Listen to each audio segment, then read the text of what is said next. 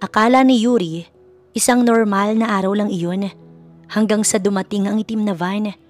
Mga lalaki nakaitim, nakamaskara, walang salita at walang awa. Wala siyang nagawa kundi ang isakay, itago at ikulong sa isang lugar na ni sa panaginip, hindi niya inakalang aabutin niya. Doon niya nakilala si Jakov de Veros de la Marco, isang lalaking may malamig na mata, isang lalaking hindi sanay tumanggi, isang lalaking walang ibang pinapairal, kundi utos, galit at kapangyarihan. Isang mafia lord at sa kabila ng takot, sa kabila ng bangungot, nahanap ni Yuri ang sariling nahuhulog sa lalaking iyon, ang lalaking dapat niyang kamumuhian. Ngunit isang araw, nakatakas siya. May tumulong, may nagligtas. Akala niya tapos na ang bangungot. Akala niya malaya na siya. Hanggang sa madiskubre niya na siya ay buntis. At hindi lang basta buntis. Kambal ang dinadala niya. Mga anak ng lalaking kinatatakutan, minahal at ngayon kanyang pinagtataguan. Pero hanggang kailan siya makakatakas? At sa oras na madiskubre ni Jakov ang katotohanan, magiging ama ba siya? O magiging multo sa nakaraan ni Yuri? Na Yuri, dito ka sa tabi ko. Sigaw ni Ella na kanyang kaklase. Nasa loob sila ng hall dahil may mahalagang sasabihin ng kanilang principal. Grade 12 na sina Yuri at malapit na siyang mag-18 sa susunod na linggo. Ang balak ng pamilya niya ay sa Baguio sana i-celebrate ang 18th birthday niya kasama ang buong pamilya ng Fukushima at mga kaibigan na iimbitahan niya. 3 magkakapatid sila Yuri. Panganay si Nashiro, 25 years old. Pangalawa naman ay si Naruki, 22 years old. At ang bunsong si Yuri na nag-iisang babae sa kanilang magkakapatid. Japanese ang kanilang ama na nakilala ng kanilang doktor na ina. Nagkakilala ang mga ito noon sa Japan. Nadestino ang mami niya sa isang pribadong hospital doon at naging pasyente nito ang daddy niya. At doon na nga nagsimula ang love story ng mga ito. Pagkalipas ng 5 taon, nagpasya ang mga ito na magpamilya na at manirahan sa Pilipinas. Nabalik sa realidad ang isip ni Yuri nang magsimula ng magsalita ang kanilang principal. Hello, good morning students. Pinatawag ko kayong lahat dahil bali-balita ngayon sa buong lugar natin ang pagkawala ng mga estudyante, lalong-lalo na ang mga kababaihan, kung saan ay dinudukot o di kaya pinapatay. Nais ko lamang na paalalahanan kayo palagi na mag-iingat sa paglabas ng paaralan at siguruhin na ligtas kayo. Nais ko ding sabihin sa inyo na simula ngayong araw, hahatiin ang oras ng inyong klase at uuwi na ang lahat ng 12:00. Sana ay maging ligtas kayong lahat at ingatan ng sarili, lalong-lalo na ang mga babae. Kung pupwede magpasundo na lamang sa mga pamilya o di kaya may kasama sa pag-uwi upang makaiwas sa disgrasya. Naiintindihan ba ng lahat, students? Mahabang anunsyo ng kanilang principal. Opo, sigaw ng lahat sa hall. Nagsibalikan na ang lahat sa kani-kanilang room and facilities. Sabay sila ni Elang bumalik sa room nila. Habang nagkukwentuhan, nakasalubong nila si Ace na may pagkagusto kay Yuri. Campus crush si Ace at player ng basketball team sa kanilang eskwelahan. Hi Yuri, may sundo ka ba mamaya? Kung wala sana, kung okay lang sa'yo, isasabay na kita pa uwi. Nahihiyang sabi ni Ace nang makalapit na ito sa kanila. Napakamot pa sa ulo si Ace at nahihiyang nagbaba ng tingin. Hindi kasi niya matagalan ang napakaamong mukha ni Yuri. Para kasi itong Diyosa sa paningin ng lahat ng kalalakihan sa buong campus. Marami ang nagkakakrush dito, ngunit nahihiya lamang na lumapit. Si Yuri ang itinuturing na pinakamaganda sa loob ng kanilang paaralan. Kaya naman marami din ang galit kay Yuri, lalong-lalo na ang mga nagkakagusto kay Ace. Isa na doon si Cheska Villedesma. Galit ito kay Yuri dahil sa tingin niya, inaagaw ni Yuri si Ace sa kanya. Susunduin kasi ako ng kuya na Ruki ko pasensya ka na Ace. Pagsisinungaling ni Yuri. Ayaw kasi ni Yuri na makipaglapit kay Ace, lalo na at marami ang nagsasabi na malandi siya at ginagamit lamang ang ganda para makaakit ng kalalakihan. Kahit na hindi naman totoo ang mga iyon, nais na lamang ni Yuri na umiwas sa gulo.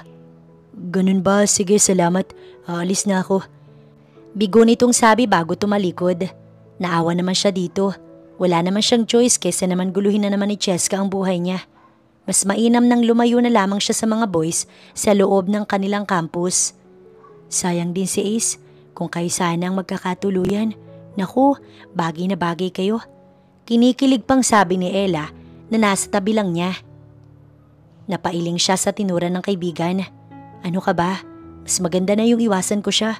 Kaysa naman paasahin ko pagkatapos, babasti din ko rin dahil wala naman akong nararamdaman sa kanya.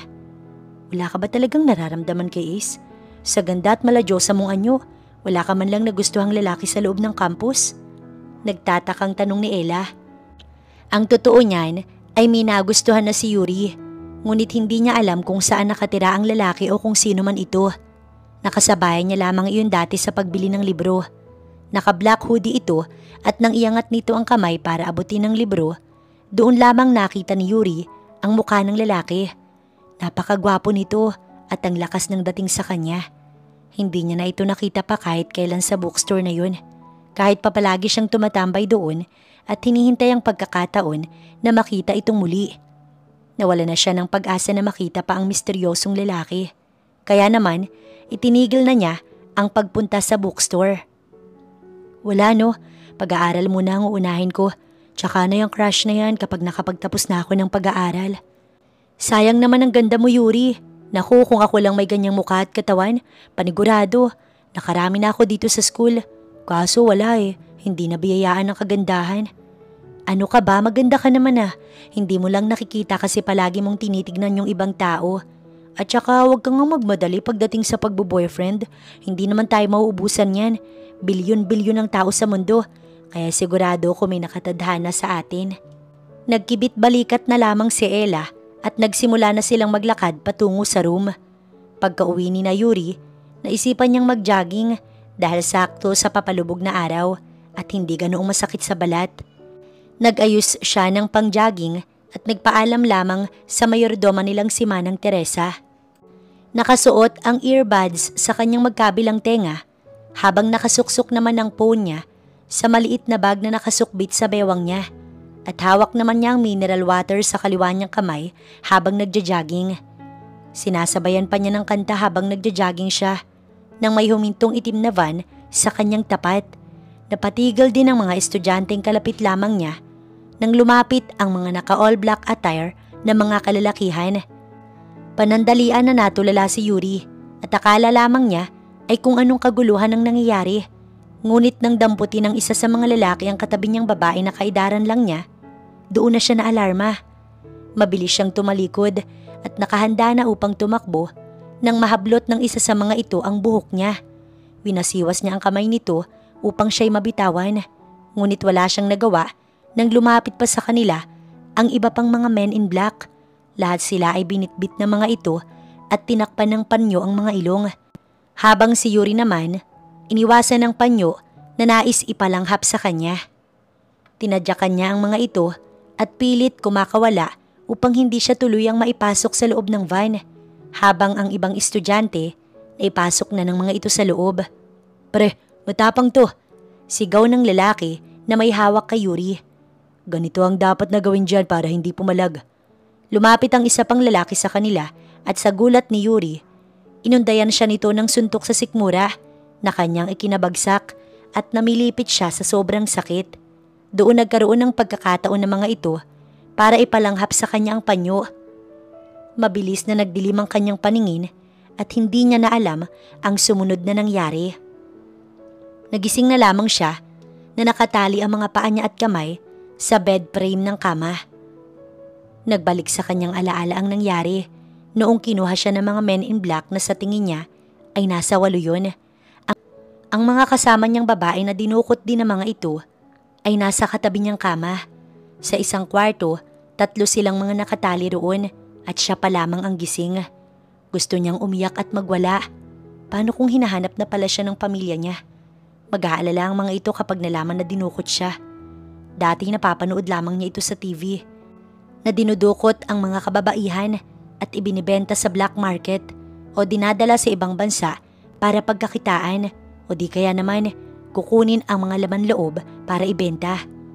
Masaganang luha ang umagos sa mga mata ni Yuri dahil sa kawalan ng pag-asa na makaalis pa. Nang magising ang mga kasama niya sa loob ng silid na yun, nagsisisigaw ang mga ito't nagwawala. Tulala lamang na nakatingin si Yuri sa mga ito habang pumapatak ang kanyang mga luha. Wala na siyang lakas para makigaya sa mga ito at sumigaw. Pabalibag na bumukas ang pinto ng silid na ikinagulat nilang tatlo. Nagsiksika ng dalawang kasama niya sa sulok, ngunit hindi ito makaatras dahil nakatali din ang mga ito. "Ano ba? Iyak kayo ng iyak, ang iingay ninyo." Galit na sigaw ng lalaking nasa tingin niya ay edad 30 mahigit na. Macho ito't parang batak sa pag-gym. Nagsiiyakan ng dalawa, lalo na nang lumapit ang lalaki sa isa sa mga ito. Nagsumiksik ito sa dulo ng kama, ngunit hindi nito magawa dahil ito ay nakatali. "Tumahimik lang kayo at sumunod. Doon lang kayo makakaalis dito." Anito, tsaka pabalibag muling isinara ang pintuan. Naghagulgulan muli ang dalawa. Nais man niyang makigaya sa mga ito, wala naman mangyayari. Kaya nag-isip na lamang siya ng magagawa para makaalis doon. Ilang oras pa ang lumipas nang wala man lang pumupunta ng kahit na sino sa silid niya. Kaya naman naisipan ni Yuri na kausapin na lang ang kanyang mga kasama. "Ano nga palang pangalan niyo?" "Ako si Yuri. Kayo?" Panimula niya sa mga ito na agad namang bumaling sa kanya. Gaya niya, takot din ang makikita sa mga mukha ng mga ito.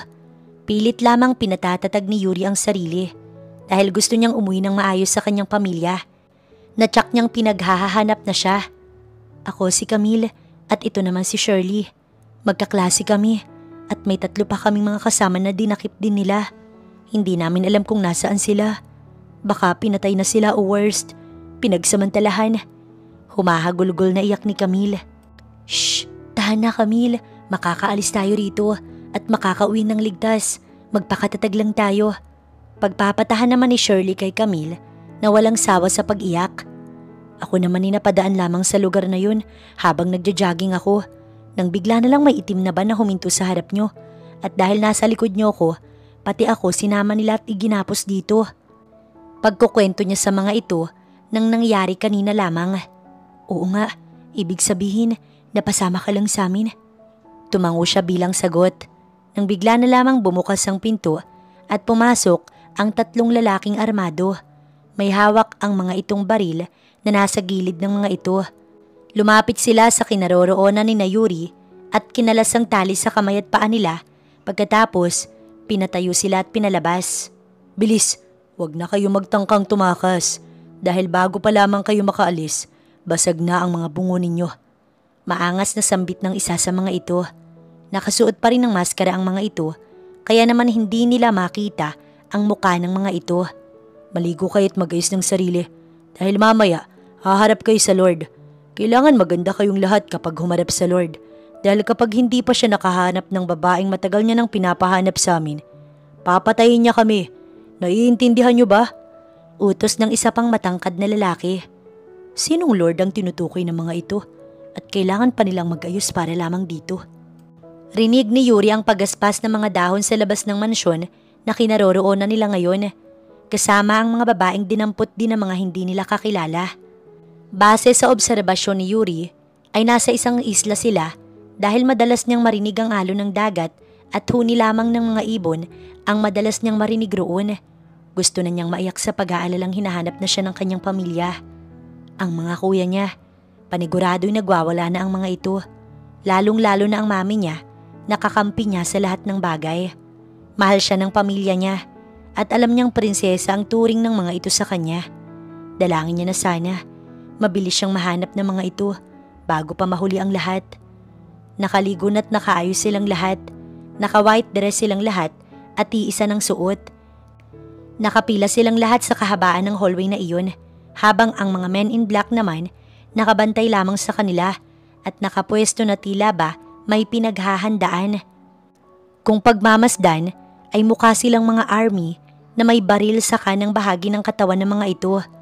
Malalaki din ang katawan at batak na batak sa muscles ang mga ito, kaya naman halos mamutok na ang suot nilang uniforme. Habang nakatayo lamang sila, naisipan ni Yuri na bilangin ang mga kasamahan niyang babae. Sa pagkakabilang niya, Siyam silang nakatayo roon. Ang iba sa mga ito, umiiyak at ang iba naman, pigil lamang ang paghagulgol. Marahil ay natatakot na gumawa ng ingay. Napayuko si Yuri at nagdasal na sana matapos na ang araw na iyon at makauwi na siya sa kanila. Sana'y mahanap agad siya ng pamilya at magkasama-sama na muli sila. Biglang nagsiayos ng tayo ang mga men in black na parang army nang biglang bumukas ang double door ng mansyon. Pumasok roon ang 5 pang men in black at nasa likod ng mga ito ang lalaki na kasuot ng red long sleeve polo. Nahapit sa katawan nito. Malaki itong lalaki at masasabing kulang 7-footer at mamasil ang katawan na halata mong batak sa pag-gym. Pumuesto ito sa tapat ng unang babae na nakahilera. Pinagmasdan nito ang babae at tila ba kinikilatis pagkatapos ay sininghot ang hangin. Pagkatapos ay umiling ito. Dinampot ng mga men in black ang babae na mabilis na nanlaban. "Teka, please, bitiwan niyo ko. Saan niyo ko dadalhin? Bitaw sabi, tulong!" Hingi nito ng tulong, ngunit kahit anong gawin nitong sigaw, walang nakakarinig sa kanya at nawala na ito sa paningin nila nang ilayo ito ng isang lalaki. Kinakabahan si Yuri at parang alam na niya ang mangyayari sa oras na iyon. Iniisip niya na kung sino ang babaeng pipiliin ng nakapulang damit na iyon ay ang siyang magiging parausan o di kaya ibibenta nito.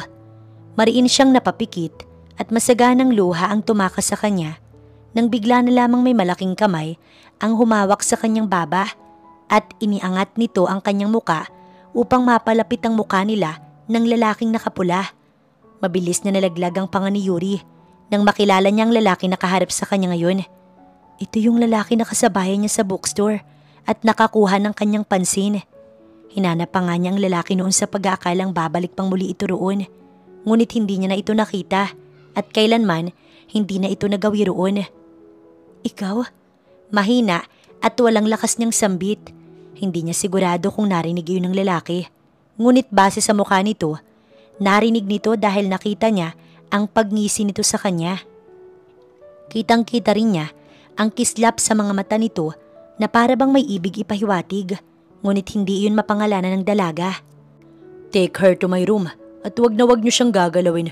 Kung ayaw ninyong pasabugin ko ang bungo ninyo." Mariing sambit nito habang nakatitig pa rin sa kanyang mga mata. "Yes, Lord." Sabay-sabay na sabi ng mga ito at yumuko sa harap ng lalaki na kapulang suot. Hindi alam ni Yuri kung bakit kumakabog ang dibdib niya sa mga oras na magkahinang ang kanilang mga mata. Para bang may magnet ang mga ito at ayaw matanggal at hindi niya na maibaling ang iba sa tingin. Kinuha siya ng 2 kalalakihan sa kung saan. Ang sabi ng Lord nila, dalihin siya ng mga ito sa kwarto nito mismo. Habang patungo sa nasabing kwarto, hindi maiwasan ni Yuri na mamangha sa design ng mansyon. Para siyang nasa ibang bansa.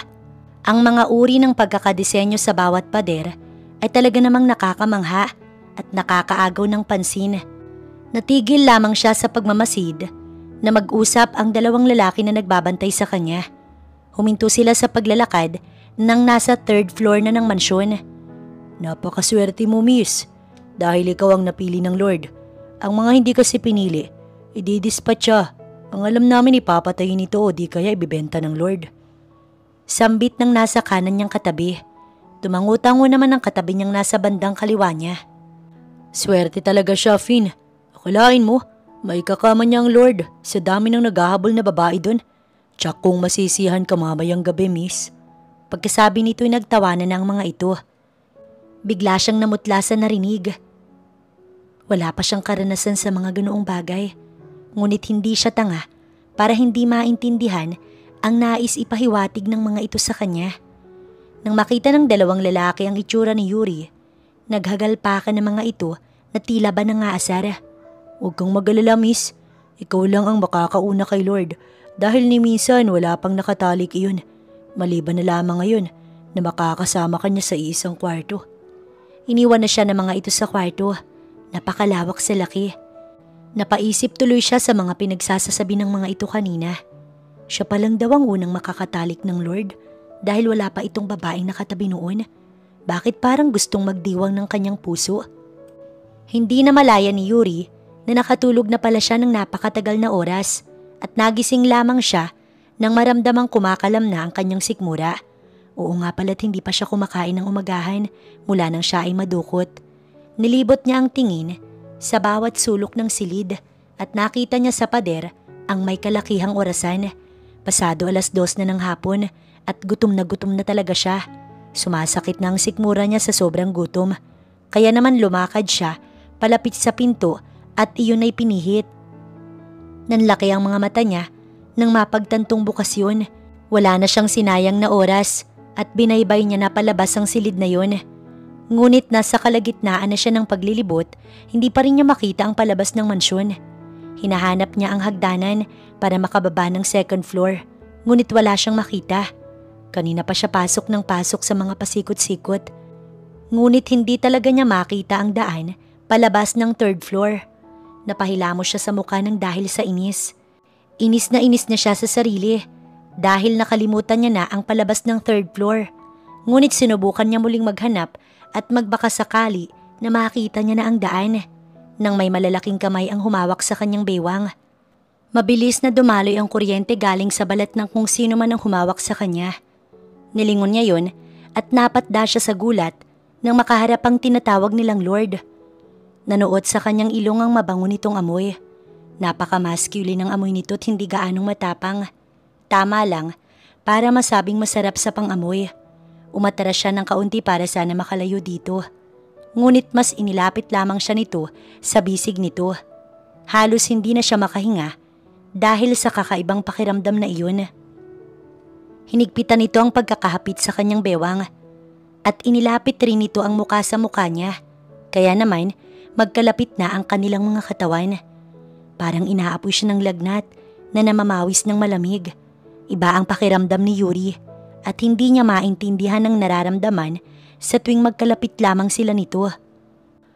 "Where are you going?" tanong ni Deverus habang sinasamyo niya ang napakabangong amoy ni Yuri. Mula nang makita niya ito kanina, hindi na ito mawala sa kanyang sistema. Hinahanap-hanap niya na ang amoy ng dalaga at ito ang dahilan kaya siya kumakalma sa tuwing galit siya at wala siya sa mood. Kitang-kita niya ang takot sa mukha ng dalaga, lalo na nang ilapit niya ang sarili sa katawan nito. "Pinabalak mo bang tumakas?" Pinasadahan niya ng tingin ng maputing leeg ni Yuri na kay sarap amuyin. Kitang-kita niya ang paggalaw ng leeg nito, palatandaan na ito'y lumunok. Napangiti siya sa nakikitang emosyon ng dalaga na tila kinakabahan sa kanya. "Kasi nagugutom ako." Nahihiya at kay lamyos ng sagot ni Yuri sa kanya bago ito yumuko. Napapikit si Deverus sa galit. Bakit ba nakalimutan niyang padalhan ng pagkain ng dalaga? Siguradong gutom na ito. Wala pa itong almusal, maging tanghalian na hindi pa ito nakakakain. Hinatak niya si Yuri patungong kwarto. Habang tinatawagan niya ang mayordoma ng mansyon, iniutos niya dito na dalahan ng makakain at maiinom dahil hindi pa nakakakain ng dalaga. Makalipas lamang ng 5 minuto, dinala ng mga ito ang pagkain na iniutos niya sa mga ito. Nais kasi niyang sabayan si Yuri sa pagkain upang kahit papaano hindi ito mailang sa kanya. Ngunit kabaliktaran naman ang nangyayari dahil mas lalo lamang lumalayo ang dalaga sa kanya.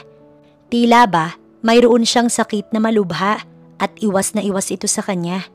Gusto niyang magalit sa dalaga dahil iniiwasan siya nito, ngunit hindi niya magawa. Mas gusto niyang malapit lamang ito sa kanya at nakikita. May kung ano dito na nais niya. Sa ngayon ay hindi niya alam yun at hindi niya matukoy kung ano ba yun. Basta gusto muna niyang mapalapit sa dalaga. "Kumain na tayo." Utos ni Deverus sa dalagang tahimik namang nakaupo sa kaharap niyang upuan. Ang buong kwarto ni Deverus ay may malawak na space kung saan mayroong bed space, CR, kung saan may jacuzzi at shower. Mayroon din itong sariling kwarto para sa mga sapatos at damit ni Deverus. Kaya sobrang napakalawak talaga ng loob at parang buong bahay na ay naroon sa kwarto nito. Nag-umpisa ng kumain si Yuri dahil kanina pa siya nakakaramdam ng gutom. Tiniis na lamang niyang mabigat na titig ng lalaking kaharap niya. Basta ang gusto na lamang niya ngayon, mabusog at wala na siyang pakailam kay Deverus na nakatitig sa kanya ng mariin na tila ba pinagmamasdan nito ang bawat galaw niya. Sa sunod-sunod na pagsubo niya, Hindi na iwasan ng mabilaukan siya, kaya naman mabilis siyang dinaluhan ni Deverus ng maiinom. Inabot niya iyon at tinanggap tsaka siya uminom. Nagkatapon-tapon pa nga ang tubig sa kanyang suot na dress. Hindi alintana ng dalaga na bakat na ang kanyang harap dahil sa pagkakabasa ng damit niya. Mariin ang naging paghinga ni Deverus sa nakita. Sumisikip ang kanyang dibdib dahil sa tanawin sa kanyang harapan. Ngunit mas sumisikip ang harap ng kanyang suot na pantalon. Makita pa nga lang niyang mukha ng dalaga. Naninikip na ang pantalon niya. Paano pa kaya sa ganoong ka-gifted na yaman ng dalaga? Hapit na hapit pa naman sa dalaga ang suot nitong puting dress. Bigla tuloy ay nagsisi siya sa pinasuot niyang damit dito. Pumikit siya at kinalma ang sarili bago pa siya may magawang masama kay Yuri. Dahan-dahan lang sa pagkain, hindi ka mauubusan. Tsaka mamaya pagkatapos mong kumain, magpalit ka ng damit mo, ipapadala ko kay Sina. Salita ni Deverus habang hindi makatingin kay Yuri. Dahil hanggat maaari, tinitimpi niya ang sariling magalawang dalaga. Pasensya na po. Hinging paumanhin ni Yuri sa pagkakaakalang galit si Deverus dito. Habang nasa kwarto si Yuri, naglibot-libot na lamang siya roon. Tutali wala naman siyang ibang gagawin kundi ang tumunganga lamang. Kakaalis lang ni Deverus kanina pagkatapos nilang sabay na kumain. Maya-maya, nakarinig siya ng katok mula sa pinto kaya itinigil niya ang pagkalikot sa mga gamit ni Deverus at tinungo niya ang pinto para pagbuksan ng nasa labas. Pagbukas niya ng pinto, tumambad sa kanyang babaeng maputi at may malamodel na katawan.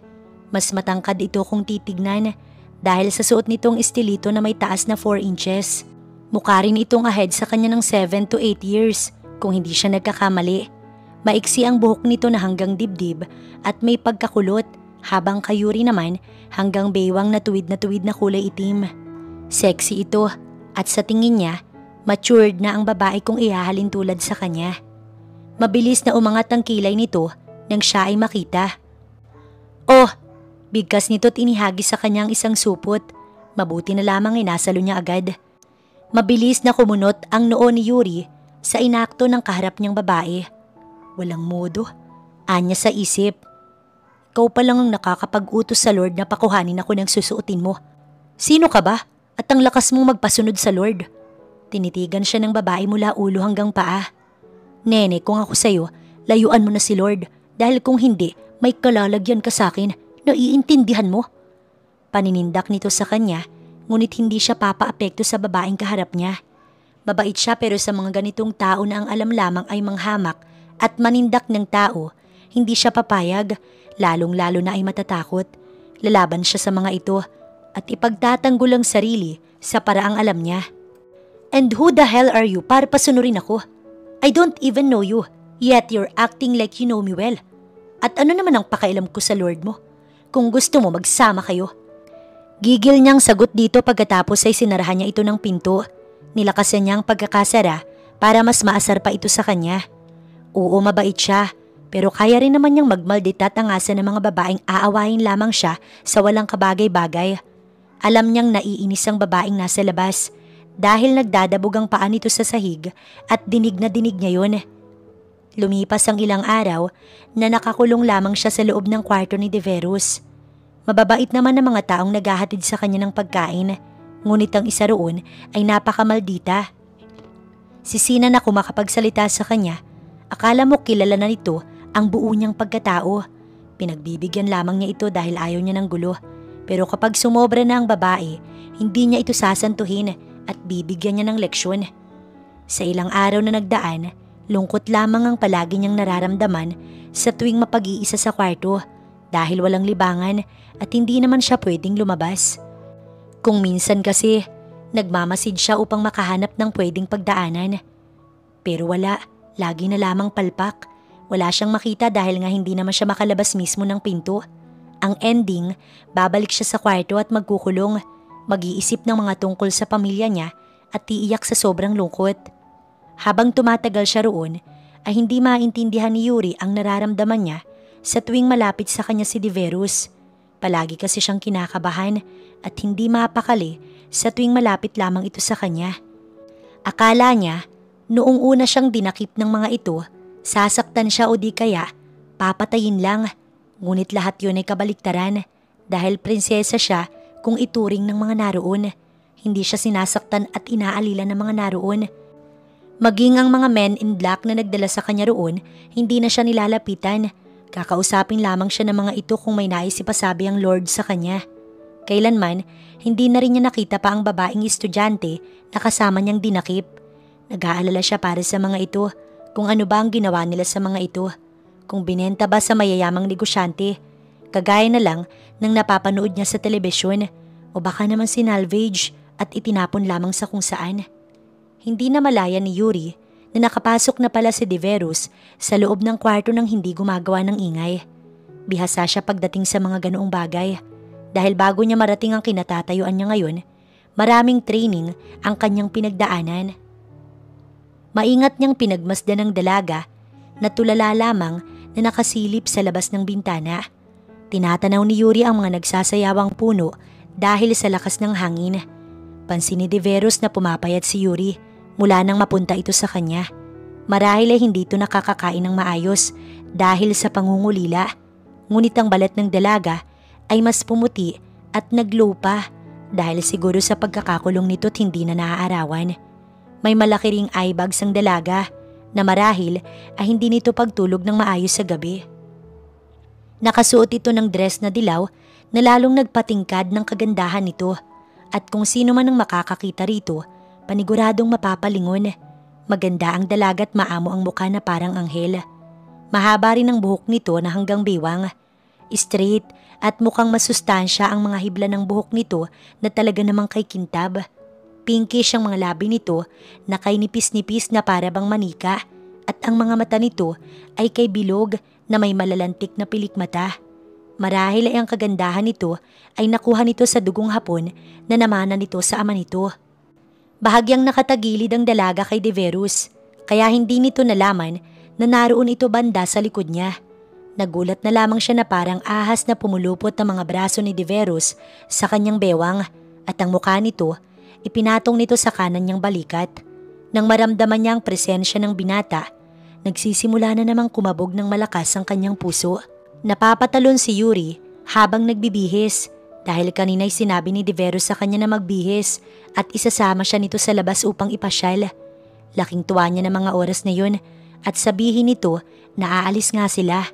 Sa tuwa niya, napayakap siya sa binata ng mahigpit, ngunit mabilis din niya iyong nabawi nang mabalik siya sa katinuan.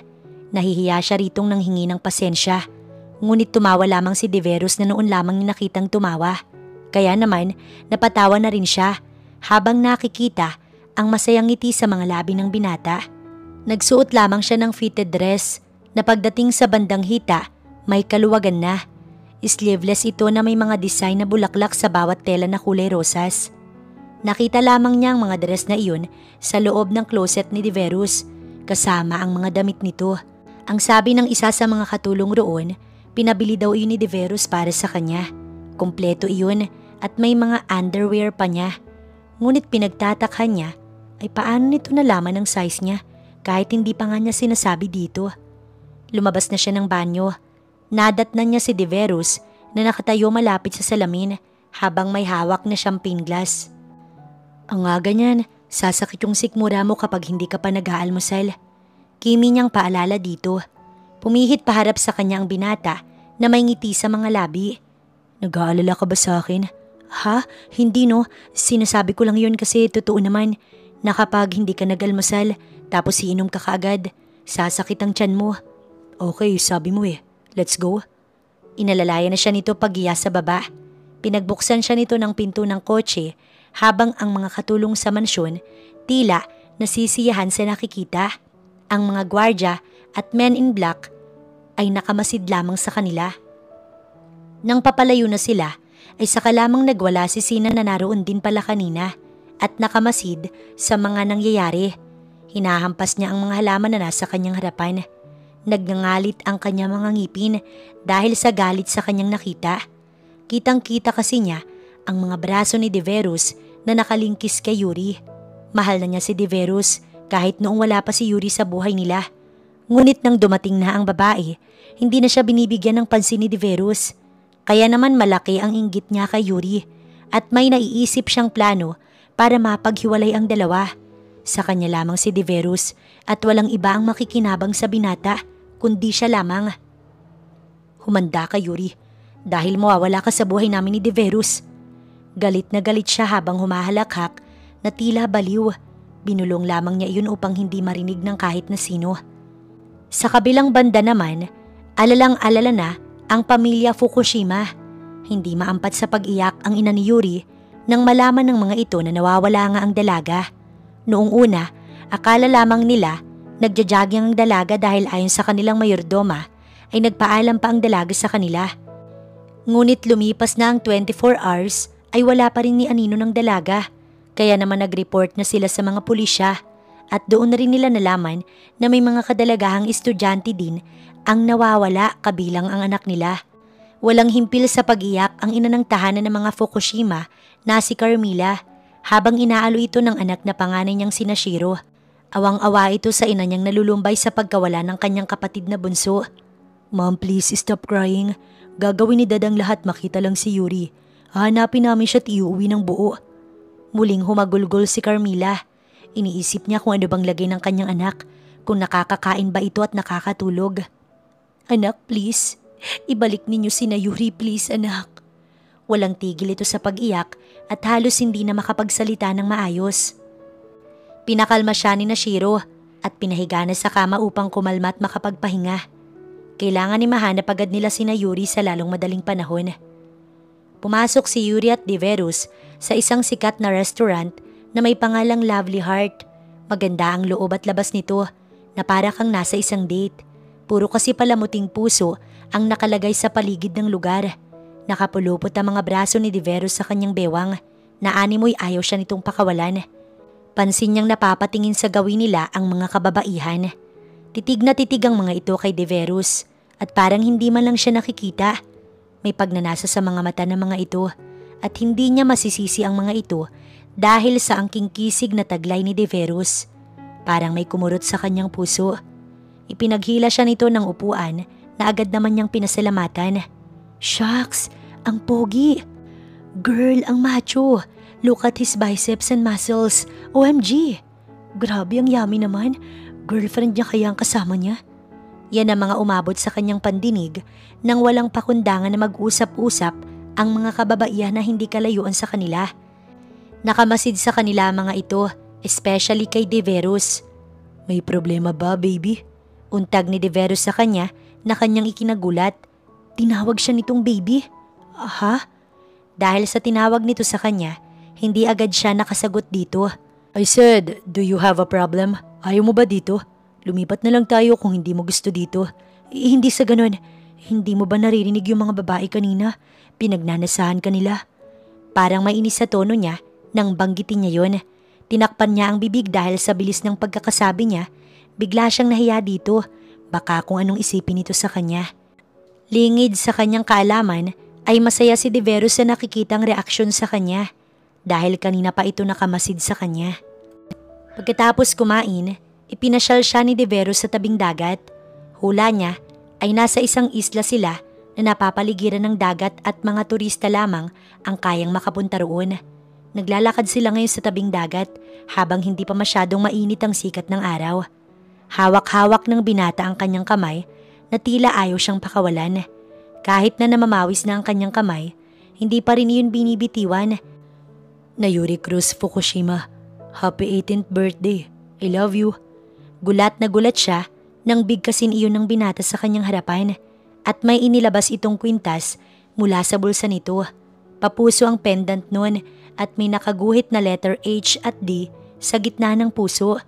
Nawala sa kanyang isip na birthday nga pala niya at bukod pa dun, sinabi nito ang salitang hindi niya ine-expect na maririnig dito. Mahal siya ni Deverus, ngunit bakit at kailan pa? Anong sabi mo? Sabi ko mahal kita. Pero bakit ako? Bakit mahal mo ko? Simple lang, dahil ikaw ang tinitibok ng puso ko at ang nais makasama nito habang buhay. Sinasabi ng puso ko na ikaw ang gusto niyang makasama hanggang pagtanda. Kaya kung tatanggapin mo sana ako bilang kabiyak mo, mamahalin kita ng lubos at hindi kita paiiyakin. Para siyang maiiyak sa tuwa at gulat dahil hindi naman niya ine-expect na ganito ang mangyayari sa paglabas nila. Ngunit kahit ganoon pa man, may kasiyahan siyang naramdaman sa kanyang puso. Masaya siya sapagkat may nararamdaman pala ito sa kanya. Kaya pala palagi siya nitong inaalagaan at binabantayan. Iniisip kasi niya noon na may paka itong masama sa kanya. Kaya siya dinakip ng mga ito at binihag. Ngunit kahit binihag siya ng mga ito, hindi niya naramdaman na siya ay bihag dahil prinsesa ang turing ng lahat sa kanya. Iniingatan siya ng mga tauhan sa loob ng mansyon. Si Sina lamang ang tanging ayaw sa kanya at siya'y sinusungitan. Hindi pa kasi ako handa sa mga ganitong bagay. Dahil sa totoo lang, wala pa siyang karanasan at hindi pa talaga siya handa sa ganoong bagay. Ayaw pa niyang pumasok sa isang relasyon at magulo pa ang kanyang kalagayan. Ayos lang, hihintayin kita hanggang sa maging handa ka na at tanggapin ako sa buhay mo. Naroon sila sa tabing dagat at nakalilim sa puno ng nyog. Humahampas ang malakas na agos ng dagat na humahaplos sa kanilang mga paa. May kalakasan din ng hangin na tumatama sa mukha ni Yuri. Inilagay ni Deveros ang ilang mga hibla ng buhok ni Yuri sa likod ng kanyang tenga na tinatangay ng hangin. May tanong ako sa'yo. Hindi pa kasi kita kilala. Pwede ko bang malaman ang buo mong pangalan? Walang pagdadalawang isip niyang tanong dito. Noon pa kasi siya naguguluhan sa pangalan nito. Ang alam lamang niya dito ay Lord. Ngunit ang totoong pangalan nito, hindi niya alam kaya nais niya sanang malaman. Noon ay nagtanong siya kay Sina, ngunit irap lamang ang isinagot nito sa kanya. Kaya naman hindi niya na nalaman. Hakov Deveros de la Marco, my lady. Sagot nito sa kanya. Kung ganoon, initial pala ng pangalan nito ang nakalagay sa pendant ng kwintas na ibinigay nito sa kanya kanina. Tatawagin na lang kitang Hakov. Siguro naman, yun ang tawag ng karamihan sa'yo, di ba? No, they call me Deveros. Lahat ng pamilya at kamag-anakan ko, Deveros ang tawag sa akin. Ikaw lang ang tumawag sa akin ng Hakov. Napauna lamang siya sa sinabi ni Deveros sa kanya. Ginagap ni Deveros ang kanyang mga kamay at pinagsalikop ang mga ito habang magkalapit ang kanilang mga katawan. Sana, kung darating man ang oras na kaya mo na akong mahalin, hindi mo ko iiwan. Ikamamatay ko ang pagkawala mo sa piling ko at hindi ko iyon kakayanin. Mahal na mahal kita, Yuri. Mula nang makita kita, hindi ka na nawala sa isip ko at ginulo mo ang sistema ko. Hindi ako matatahimik hanggat hindi kita nahahanap. Kaya naman ginawa ko ang lahat para lang makuha ka. Kahit padukutin ko lahat ng kababaihan sa Pilipinas ay gagawin ko. Walang makakapigil sa akin, kahit pa si Satanas. Kaya sana naman, ako lang ang pag-alayin ng puso mo. Mahabang pag-amin ng binata habang magkahugpong ang kanilang mga kamay. May pumatak na luha sa mga mata ni Yuri nang madamdaming nagpahayag ng nararamdaman sa kanya si Deveros. Hindi niya inaasahan na sa ganitong sitwasyon pa sila mag-aaminan. Ngunit bakit kasi nais pa siyang ipakidnap ng binata kung pwede naman na dalawin siya nito sa kanyang bahay at ligawan? Pwede mo na ba akong pauwiin sa amin? Kitang-kita niya ang pagbabago sa mga mata nito mula sa masaya, naging galit at lito ang makikita sa mukha ni Deveros. Agad na kinabahan si Yuri sa pagbabago ng anyo ni Deveros. Ngunit mabilis din iyong nagbalik sa normal at ngumiti sa kanya. Hayaan mo, ibabalik kita sa inyo kapag maayos na ang lahat. Makikita mo rin ang pamilya mo at sisiguraduhin kong magiging masaya ka na ulit. Nangangakong sabi nito bago siya halikan sa tuktok ng kanyang ulo. Sabay nilang pinagmasdan ang tanawin sa dagat na napakalinaw at napakagandang pagmasdan. Habang sa di kalayuan, nagmamasid sa kanila si Sina na nagngingit-ngit sa galit sa nakikita ng kanyang mga mata. Gustong-gusto niya nang mapaalis sa mga ngiti sa labi ni Yuri. Asar na asar siya dito at kung pwede lamang nasaksakin na lamang niya ang babae, matagal niya nang ginawa. Ngunit hindi pwede dahil paniguradong papatayin siya ni Deveros. Lalo pa ngayon na nahanap na nito si Yuri. Paniguradong iingatan niya na ang babae. Maghintay ka lang at mawawala na rin yung mga ngiti sa labi mo, Yuri. Ipinapangako kung hindi ka magiging masaya kailanman. Galit na galit niyang sabi habang mahigpit na nilalamukos ang dahon sa kanyang tabi. Isang linggo ang muling lumipas, ngunit ang inaasahan niyang pangako ni Deveros sa kanya, wala pa rin at hindi pa rin ito tinutupad. Ang pangako kasi nitong ibabalik siya nito sa kanyang pamilya, hindi nangyari. Bagkus ay palaging wala ang binata At kung minsan, gabi na akong umuwi at naaamoy pa niya itong lasing. Gusto niyang maghinala sa mga inaasta nito sa kanya. Ngunit hindi naman siya pwede na lang na magdesisyon na basta-basta. Baka mamaya, busy lamang ito sa mga negosyo, kaya naman wala itong oras sa kanya. Pero wala itong nabanggit man lang sa kanya kung may asawa ito o nobya. Ani ng kanyang isipan. Paano nga kaya kung may iba na ito't pinapaikot lamang ang kanyang ulo? Mukhang malalim yung iniisip mo ah. Kapag itinulak kaya kita dito sa pool, tingin mo, mas malalim pa dyan yung iniisip mo ngayon? Just kidding. Eto naman hindi mabiro. Ano ka ba? Bakit ba nakasimangot ka kagad? Ang aga-aga oh. Lumapit sa kanya si Sina na may ngisi sa mga labi. Tila nangaasar ito at handa na naman siyang guluhin. Ano na naman bang problema mo? Pwede ba layuan mo ko? Hindi ka nakakatulong sa mga iniisip ko ngayon. Lumapit si Sina sa kinatatayuan niya at nagsalita. Gusto mo bang malaman kung bakit hindi siya umuwi this past few days? Kumunot naman ang noo ni Yuri. Ayaw sana niyang patulan ng babae. Ngunit may parte sa kanya na nais niyang malaman ang dahilan ng pag-uwi ni Deveros sa mansyon. Tuwang-tuwa ang babae nang makita niya ang nais niyang makita sa mukha ni Yuri. Sinasadya ni Sina na guluhin ang isip ni Yuri upang masira ang relasyon ng dalawa. Baliw ka na, Sina. Mariin niyang sabi kay Sina na tumatawang parang baliw. Bagay din dito ang kulay ng lipstick nitong gamit na kulay lila. Makinig ka muna sa akin, Yuri. Huwag mong sabihin na ako lang ang baliw dito dahil alam ko, nararamdaman ko, baliw ka na din kay Deveros. Aalis na ako, huwag mo na akong kakausapin pa ulit. Final na sabi niya at aalis na sana nang matigilan siya sa sinabi nito. Sige, umalis ka. Tutal wala namang pipigil sa'yo dito dahil ang minamahal mong si Deveros ay kasalukuyang kapiling ng asawa niya. Narinig mo, Yuri? May asawa na si Deveros at mga anak. Hindi ba niya sinabi sa'yo na may anak na siya't asawa? Aw, kawawa ka naman pala, pinapaasa ka lang niya. Umakto si Sina na tila naiiyak at naaawa sa kalagayan ni Yuri. Ngunit sa totoo lamang, napakasaya niya dahil sa wakas, nakuha niya ang atensyon ng dalaga at tila gumagana ang kanyang pag-arte. Hindi totoo yung sinasabi mo. Di itanong mo sa mga gwardya o di kaya sa mga katulong upang maniwala ka. Yuri, nandito ako bilang kaibigan mo. Oo, minsan. Inaamin ko, iniinis kita kasi hindi ko mapigilan ang sarili ko. Nai-insecure kasi ako sa ganda mo. Pero kung ganyan naman na lahat ng tao dito sa mansyon ay pinapaikot ka lamang, bakit ililihim ko pa ba, di ba? Kung ako sa'yo, umalis ka na dito. Itatakas kita. Ihanda mo ang sarili mo mamaya 12:00 ng gabi kapag tulog na ang lahat. Hihintayin kita sa labas ng kwarto mo. Huwag kang mag-iingay at huwag na huwag mong ipagsasabi to sa iba dahil wala kang mapagkakatiwalaan sa mansyon na to kundi ako lamang. Ang mahabang sinabi ni Sina na iyon kanina ay nagpapabalik-balik pa rin sa kanyang isipan. Pabalik-balik siya sa loob ng kwarto at hindi mapakali. Iniisip kasi niya kung dapat ba siyang magtiwala at maniwala kay Sina. Ngunit may parte sa kanya na nagsasabi nga na totoo ito sa kanya dahil kitang-kita niya sa mga mata nito na totoo ang mga sinasabi nito kanina. Napaiyak na lamang siya dahil sa dami ng kanyang mga iniisip. Kung totoo man na niloloko nga siya ni Deveros, hindi siya magtitiis dito at aalis na lamang siya. Ayaw niya ng gulo at lalong ayaw niyang maging kabit. Pero nang mag-usap sila ni Deveros at inamin nito na mahal siya nito, naramdaman niya na totoo ang ipinapakita nito sa kanya. Nagtatalo ang puso't isip ni Yuri at wala siyang nagawa kung hindi ang mapaiyak na lamang sa lungkot. Uuwi lamang si Deveros kapag may kukunin sa kwarto nito at aalis na naman ng walang sabi. Kapag ganoon ang nangyayari, umiiyak na lamang siya at lungkot na lungkot dahil hindi man lang siya binibigyan ng atensyon ng binata.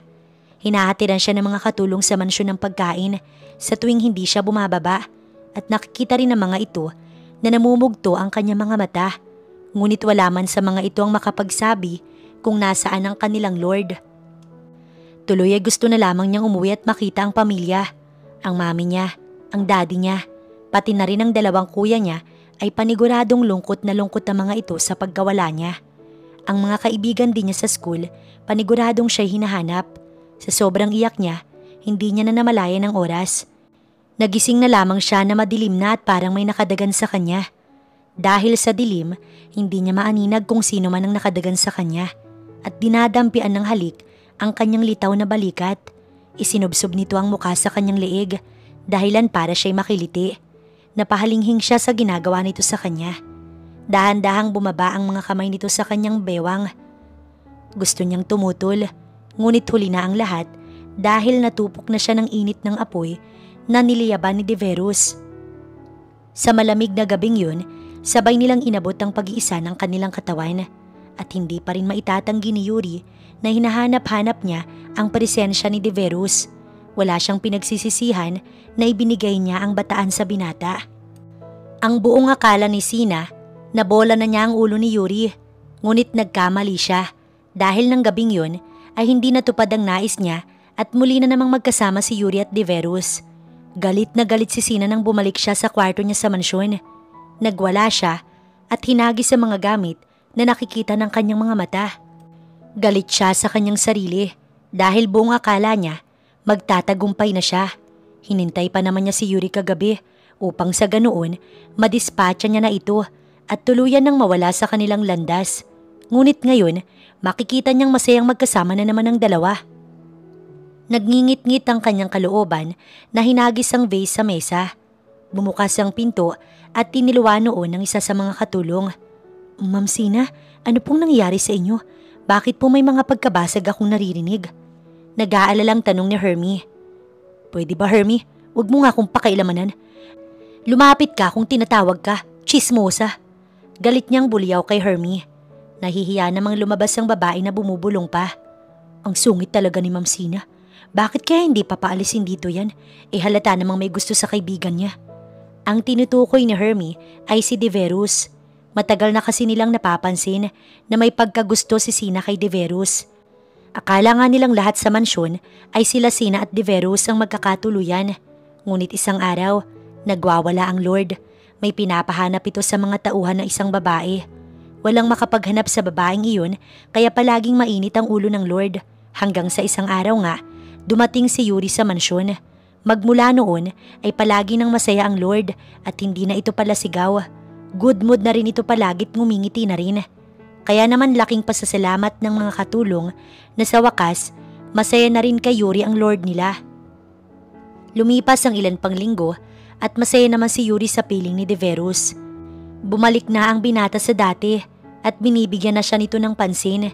Inaalagaan siya nito at hindi kinakalimutan na pakainin siya sa tamang oras.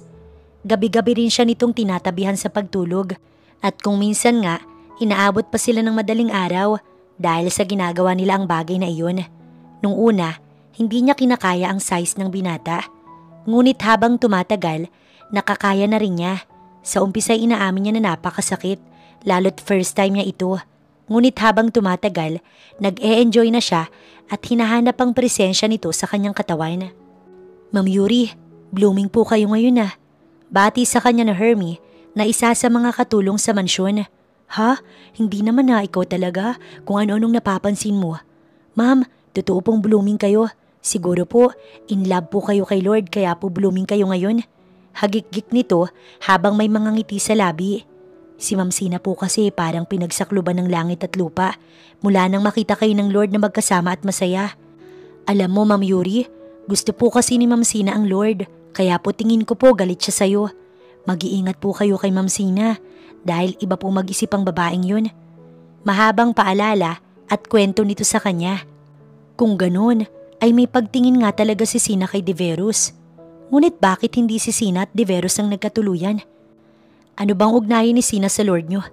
Naku ma'am, magkaibigan po yan si Ma'am Sina, ang Lord, si Sir Travis, si Sir Luke at Ma'am Dralia. Ang alam ko po, ex ni Lord si Ma'am Dralia. Ngunit umalis ito ng bansa pagkatapos po, nagkawatak-watak na po sila at nagkanya-kanya ng buhay. Eto pong si Ma'am Sina nagkagusto kay Lord, ngunit para po sa Lord, kaibigan lamang ang turing niya at kapatid na babae. Okay naman po ang samahan nila hanggang sa dumating ka po dito sa mansyon. Madalas ko nang napapansin na nagwawala sa kwarto niya si Ma'am Sina. Tapos po minsan, yung mga halaman ang pinagdidiskitahan niya. Kung ganun, may ex pala si Deverus. Gusto niyang malaman ng lahat-lahat sa binata bago niya tanggapin ito sa kanyang buhay. Pero naibigay mo na nga ang pagkababae mo sa kanya, diba? Ani ng kanyang isipan. Salamat sa impormasyon, Hermie. Pasasalamat niya dito. Wala pong anuman, Ma'am Yuri. Basta po kung may katanungan lang po kayo, sabihan niyo lang ako. Ngunit nagulat sila nang biglang sumulpot si Sina sa kung saan. Galit ang mga mata nitong nakatitig kay Hermie. Natakot naman si Hermie at hindi alam ang gagawin. Ma'am Sina, nariyan po pala kayo. Nahihintakutan na sabi ni Hermie dito. Napakagaling mong magkwento, no? Pwede ka nangang parangalan sa husay mo sa pagsasadula ng kwento tungkol sa buhay ng iba.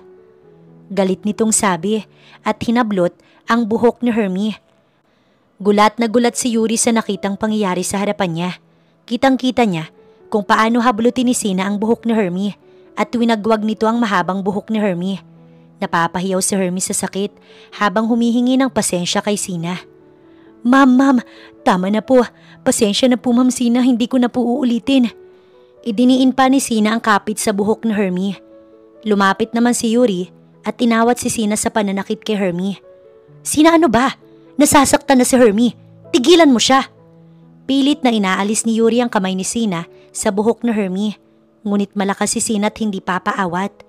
Wala nang choice si Yuri kaya hinablot na rin niya ang buhok ni Sina upang maalis ang pagkakahawak nito sa nasasaktang si Hermie. Nang magtagumpay siya, itinulak niya si Sina sa sahig para makabitaw kay Hermie na siya namang dating ni Deverus kasama pa ang ibang mga tauhan sa mansyon.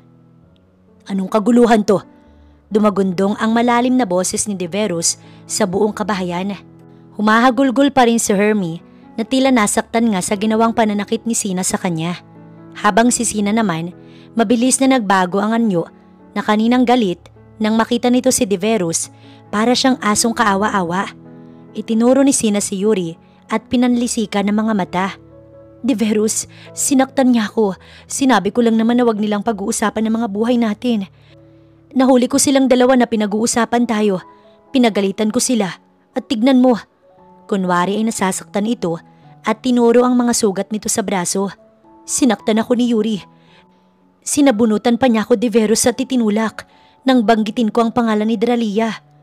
Siniraan nila si Dralia at kung ano-ano pa ang mga pangit na salita ang sinabi nila tungkol kay Dralia. Ipinagtatanggol ko lang naman ang kaibigan natin, Deverus. Umiiling si Yuri dahil taliwas ang mga sinabi ni Sina. Nagkwento lang naman si Hermie ng tungkol sa pagkakaibigan ng mga ito at nabanggit lang ni Hermie na ex nga nito ang Dralia na iyon pero ang iba pang sinabi ni Sina, dinagdagan lamang nito. Madilim ang anyo ni Deverus nang mabanggit ni Sina ang pangalan ni Dralia. Alam kasi ni Sina na hanggang ngayon nasasaktan pa rin si Deverus sa paghihiwalay nila ni Dralia. Ito kasi ang kauna-unahang minahal ni Deverus ng lubos. Ngunit iniwan siya ni Dralia at nag-aral sa Amerika. Magmula nang mawala si Dralia, palagi nang galit at walang emosyon si Deverus. Hindi yan totoo, Sina. Nagkukwentuhan lang na... Naputol muli ang naisabihin ni Yuri nang hindi siya pinatapos ni Sina. Si Deverus? Nagkukwentuhan sila about kay Dralia. Gusto nilang siraan ako't si Dralia sa'yo para masolo ka ni Yuri. Noon akala ko mabait yan at anghel. May sa demonyo pala dahil huling-huli ko sila kanina. Huwag mo siyang papaniwalaan. Ginagamit ka lang niya para makatakas at mapaikot tayong lahat dito sa mansyon. Tila baliw na sabi ni Sina na pinaniwalaan naman ng mga naroon. Ngunit ang ilang mga katulong hindi naniniwala dahil kilala nila si Hermie at Yuri. Kahit pa sa maliit na panahong pagkakakilala nila sa dalaga, masasabi nilang mabait ito. Hindi totoo yan, Sina. Ikaw ang nagsimula nito. Ikaw ang unang nakipag-argumento. Pagtatanggol ni Yuri sa sarili. No, Yuri. Huling-huli ka na nila na sinasabunutan mo ko tinulak. Sagot naman ni Sina. Dalhin niyo si Yuri sa basement, pati ang katulong. Madiin at galit ang boses na utos ni Deverus sa kanyang mga tauhan. Yes, Lord. Sabay-sabay na sabi ng mga ito at hinatak si Yuri palabas ng mansyon. Pilit kumakawala si Yuri at sumisigaw. Nagmamakaawa na wag siyang ikulong muli. Ganoon din si Hermie na humihingi ng kapatawaran sa Lord. Ngunit hindi pinakikinggan ni Deverus ang mga hinaing ng mga ito. Bagkus ay nasa isip pa rin niya ang mga binabalak ng mga ito kay Dralia at sa kanya. Tumakbo si Sina palapit kay Deverus at yumakap. Salamat at dumating ka. Umiiyak niyang sabi. Arte lamang niya ang lahat ng yun dahil ang totoo, hindi naman talaga masakit ang ginawang pagtulak sa kanya ni Yuri. Gusto lang siyang alisin ni Yuri sa pagkakasabunot niya kay Hermie kanina. Malawak ang pagkakangiti niya na tila nagwagi sa laban.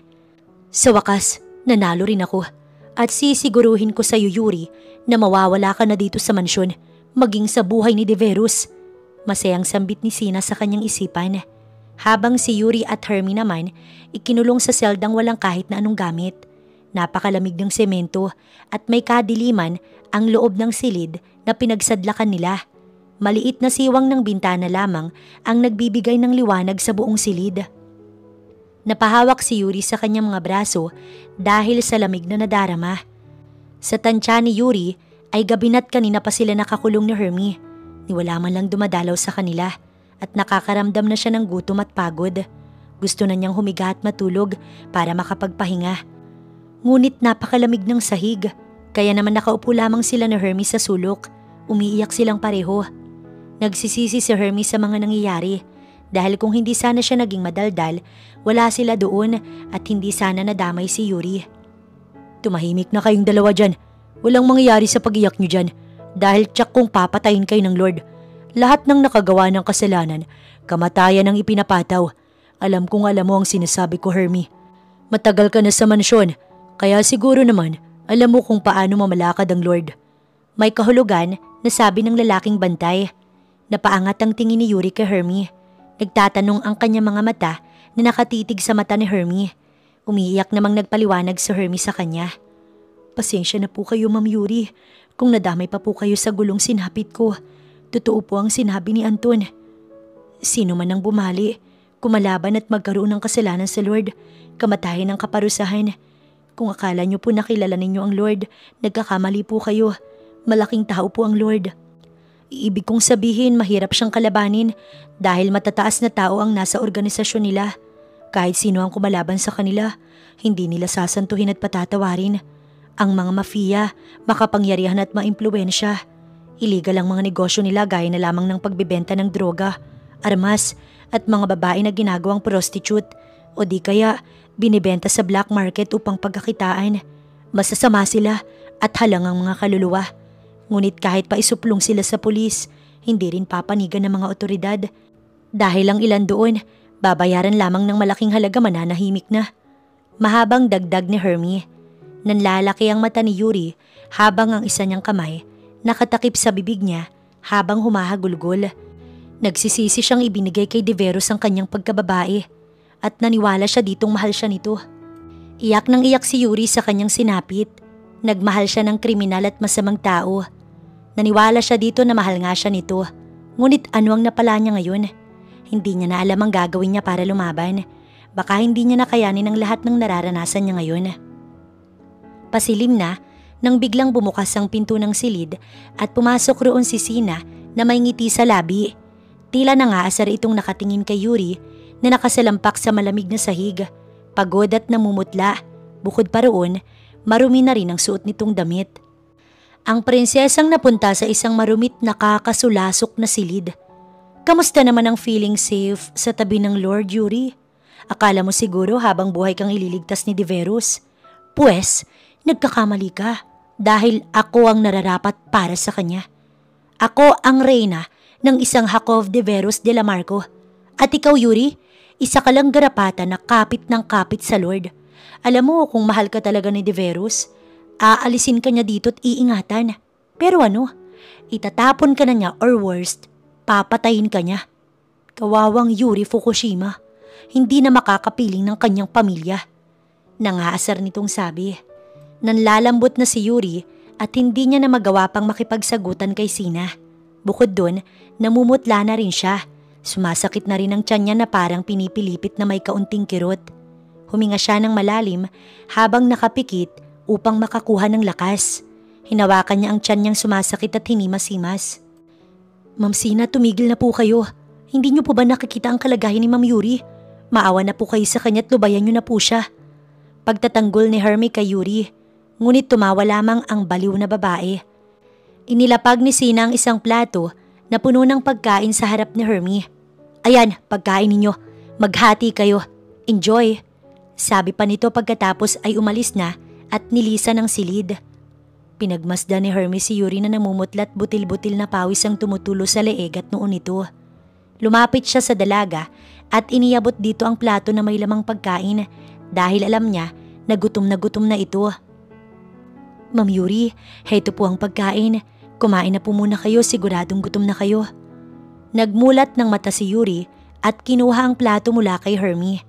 Ngunit nang maamoy niya ang pagkain, ibinalik niya itong muli kay Hermie at humarap sa pader habang hawak ang tiyan niya. Kitang-kita ni Hermie kung paano sumuka si Yuri na wala namang inilalabas mula sa bibig. Teka, ano pong nangyayari sa inyo? Hindi niyo po ba gusto ang pagkain, Ma'am Yuri? Ang baho niyan, ilayo mo sa akin yan. Hirap sa pagsasalita si Yuri dahil nasusuka siya sa naamoy na pagkain. Hindi niya alam kung bakit bigla na lang siyang nabahuan sa amoy ng kaldareta na nasa plato. Iba ang pang-amoy niya doon at hindi niya iyon nagustuhan. Hindi lang iyon ang unang sumuka siya dahil sa naamoy na pagkain. Dahil nitong huling linggo ay napapansin niyang marami ang pagbabago sa kanya. Hindi lang niya binibigyan ng pansin ang pagbabago sa kanya. At ipinagwalang bahala na lamang niya iyon. Ngunit habang tumatagal, mas gumagrabe ang kanyang lagay. Ma'am Yuri, umamin nga po kayo sa akin. May nangyari na po ba sa inyo ng Lord? Kinakabahang tanong ni Hermie kay Yuri.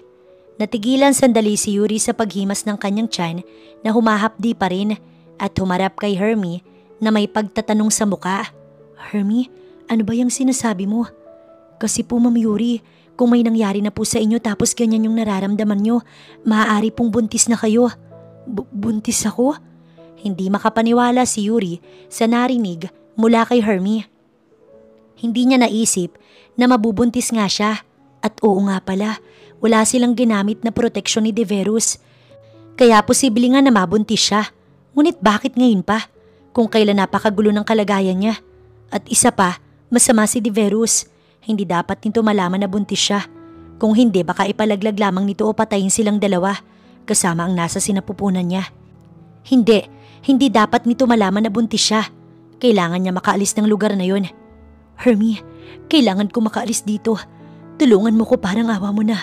Hindi niya pwedeng malaman kung sakali man nabuntis nga ako. Pagmamakaawa niya kay Hermie. Ngunit ano ba ang magagawa ni Hermie? Ngayong nakakulong silang dalawa at hindi maaaring makaalis doon. Hindi tayo makakatakas dito, Ma'am Yuri. Sabihin mo na lamang sa Lord na magkakaanak kayo. Baka sakaling palayain ka niya't balikan. Umiling-iling si Yuri habang pumapatak ang mga luha sa kanyang mga mata. Hindi pwedeng malaman niyo, Hermie. Baka saktan niya kami. Sabi mo nga masama sila. Hindi niya ako papakinggan. Ngunit kahit anong isip nila kung paano makakatakas, wala silang magawa.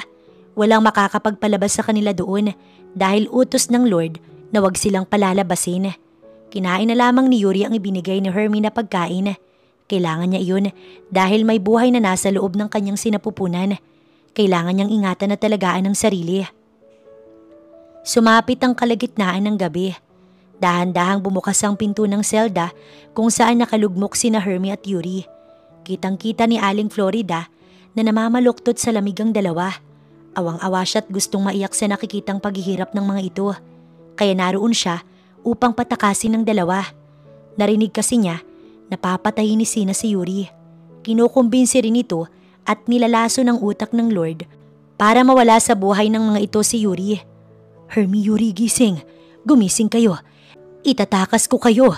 Dalian niyo, sumunod kayo sa akin. Pasigaw ngunit bulong lamang niya na sinabi yun sa dalawa habang kinakalabit ang mga balikat ng mga ito. Gulat naman ang dalawa pagkakita sa mayordoma, ngunit sinunod na lamang nila ang sinabi nito sa kanila. Inalalayan ni Hermie si Yuri habang naglalakad sila sa masukal na daan patungo sa gubat sa likod ng mansyon. Nakasunod lamang sila kay Aling Florinda na itinuturo ang daan palabas ng lugar na pag-aari ni Deverus. Makinig ka, Hermie. Itakas mo't ilayo rito si Yuri dahil nanganganib ang buhay niya. Narinig ko si Ma'am Sina. Gusto niyang lasunin ang utak ng Lord upang patayin si Yuri at alisin ito sa buhay nila. Heto ang pera. Sabi ni Aling Florinda at inabot kay Hermie ang sobre. Itago niyo yan at gamitin para mamuhay at makabalik kayo sa normal na buhay. Tumangot-tango si Hermie. Aling Florinda, maraming salamat po sa pagtulong ninyo sa amin. Tatanawin po namin itong malaking utang na loob.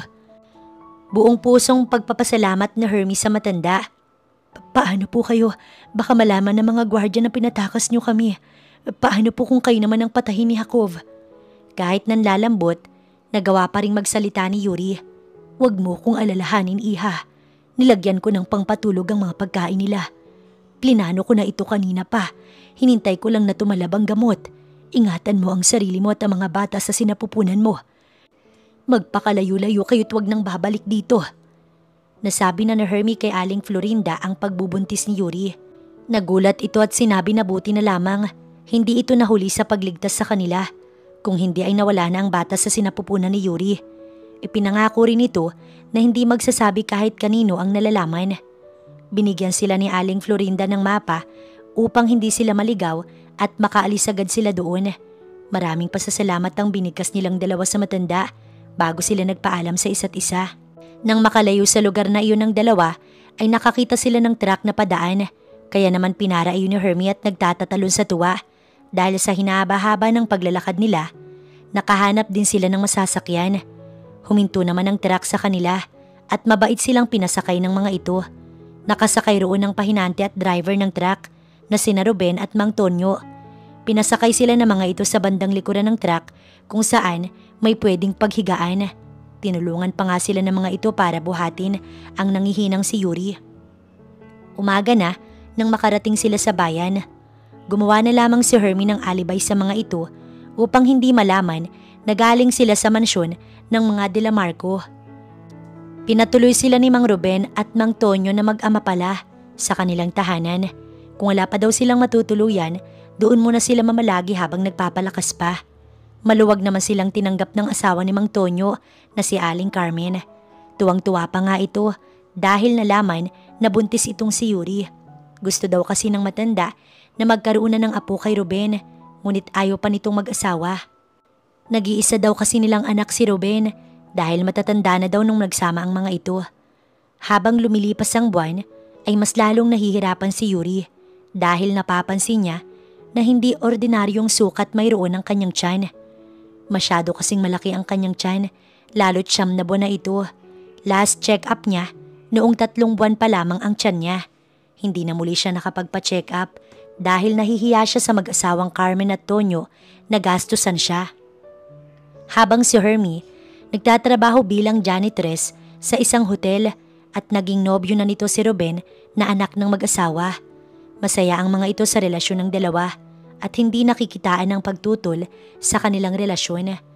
Kabuanan na niya kaya naman mas lalo siyang nag-iingat para maalagaan ang magiging anak niya. Hindi na niya muli pang naisipan na bumalik sa pamilya niya dahil baka mahanap siya roon ni Deverus at manganib pa ang buhay ng kanyang pamilya. Kaya tiniis na lamang niya ang sarili na hindi makasama ang mga ito kahit na gustong-gusto na niyang makita ang kanyang mami. Siguro ay babalik siya kapag nakapanganak na at maayos na ang lagay niya. Sa ngayon, kailangan muna niyang mag-isip kung paano palalakihin ang anak niya ng mag-isa lamang. Busy si Aling Carmen sa pagpapalit ng kurtina sa salas nang mapansin niyang nakatayo lamang sa gilid ng mesa si Yuri. Pinagmasdang maigi ng matanda ang postura ni Yuri na para bang may dinadaing ito. Lumapit siya rito at nag-aalalang tinanong kung ayos lang ba ito. Yuri, iha, anong nangyari sa'yo? Ayos ka lang ba? Ngunit nagulat si Aling Carmen nang bumagsak ang panubigan ni Yuri sa paanan nito.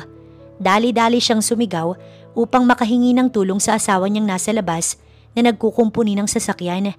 Maging si Hermie na naglalaban ng araw na iyon na palapit sa kanilang kinaroroonan.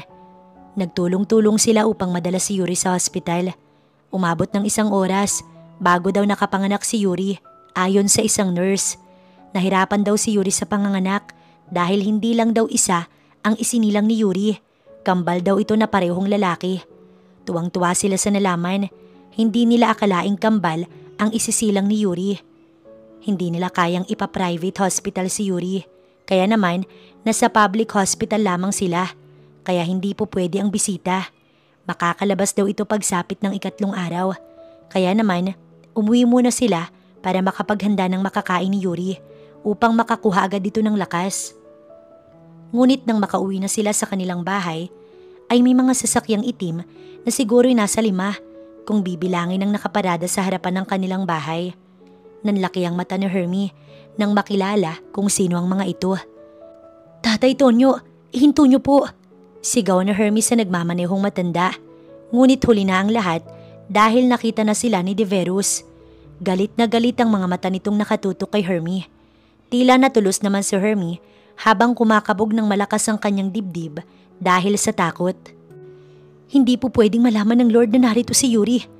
Natatakot niyang sabi kila Nanay Carmen, Tatay Tonyo at kay Ruben. Nalilito man ng tatlo, kalaunan naintindihan na rin nila. Naikwento na kasi nila noon ang mga nangyari sa kanila at alam din ng mga ito na ang Lord ang ama ng kambal. Nahihintakotang umatras si Hermie. Ngunit pinalibutan na sila ng mga lalaki na kaitim. Ito ang mga tauhan ng Lord. "Nasaan si Yuri?" "Bibilang ako ng 3. Sambit ni Deverus na nakalapit sa kanya. "Hindi ko po alam, Lord.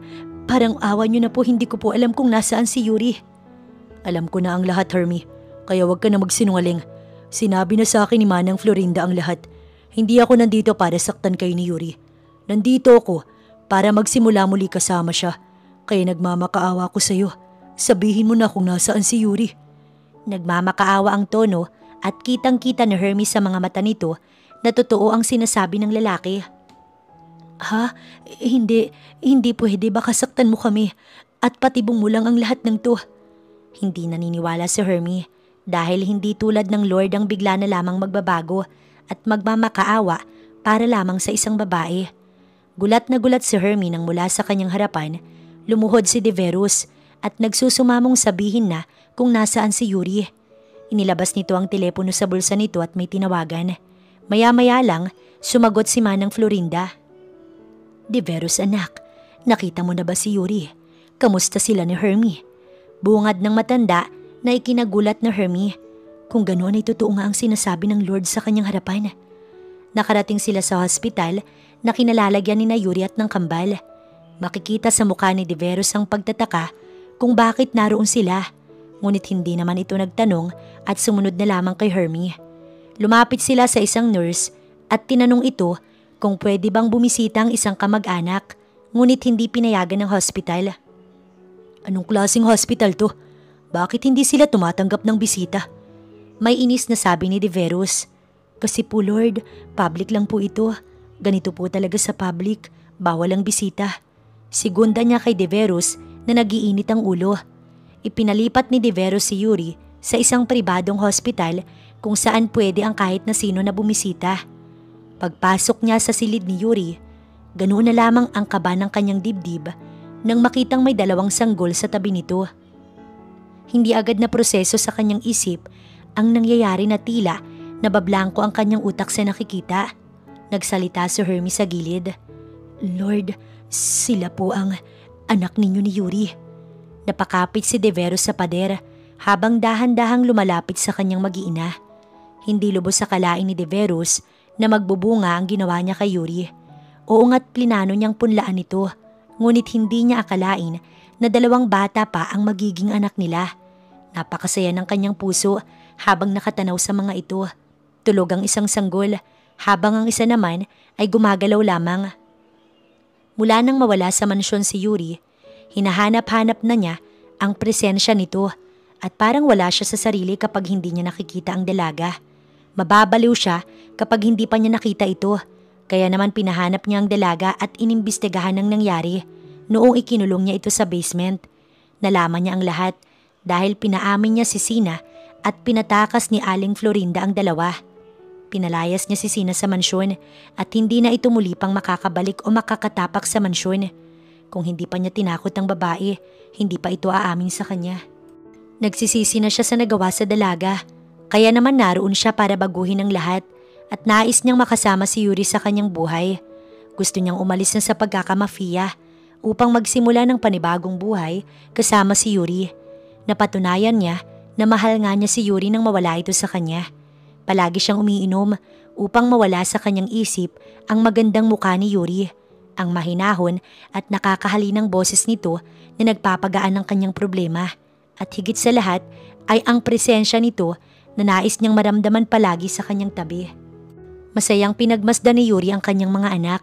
Hindi siya makapaniwala na mayroon na siyang mga anak at kambal pa ang ibinigay na biyaya sa kanya ng Diyos. Mula sa kanyang mga mata, dumausdos ang butil ng luha.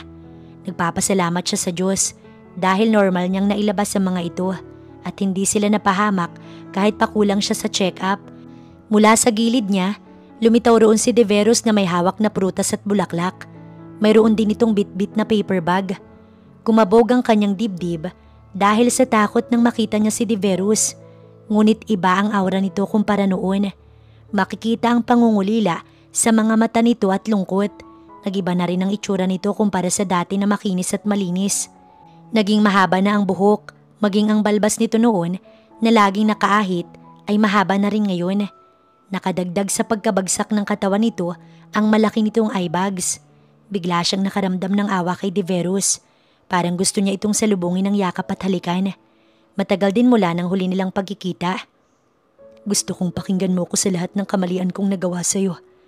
Deserve kong maiwan ng taong mahal ko dahil napakagago kong lalaki. Nagawa kong saktan ng babaeng pinakamamahal ko at buhay ko.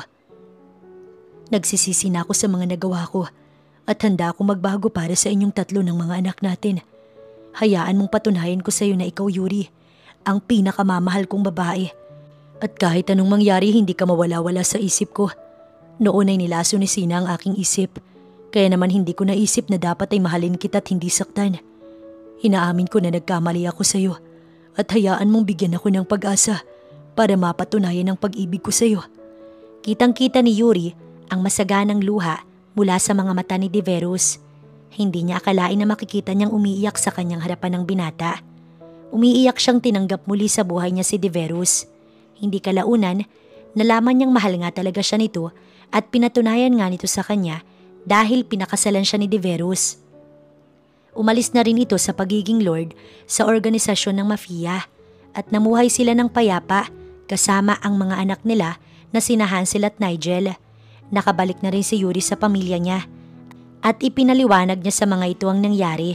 Noong una, hindi nila tinanggap si Deverus, ngunit pinatunayan ni Deverus sa kanila na tunay at tapat ang pagmamahal nito sa kanya. At ngayon ay napaka-bless niya at wala nang mahihiling sa Panginoon dahil naibigay na nito ang matagal niya nang hinihiling.